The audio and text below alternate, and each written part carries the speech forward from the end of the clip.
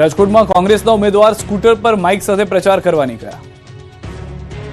સ્થાનિક સ્વરાજની ચૂંટણી માટેના પ્રચાર પડઘમ શાંત થઈ ગયા છે. હવે સભાઓ કે માઇક દ્વારા પ્રચાર નહીં કરી શકાય ત્યારે પ્રચારના અંતિમ દિવસે રાજકોટમાં અનોખો દ્રશ્ય જોવા મળ્યા. રાજકોટ મહાનગરપાલિકાના વોર્ડ નંબર 8ના કોંગ્રેસના ઉમેદવાર રણજીત મુંદવા અને મેહુલ પટેલ સ્કૂટર પર માઇક સાથે પ્રચાર કરવા નીકળ્યા. પોતાના વિસ્તારની એક ગલીમાં આ રીતે પહોંચી સભા કરવાની બદલે પ્રચાર કર્યો હતો, મત આપવા અપીલ કરી હતી.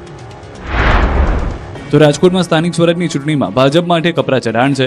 વોર્ડ 11માં મતદારોની નારાજગી વધુ એક ઘટના સામે આવી.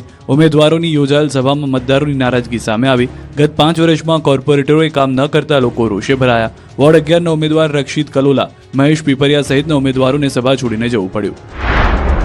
તો નારાજગી દૂર કરવા માટે રાજકોટ ભાજપે 2 જૂના જોગીઓને મેદાને ઉતાર્યા.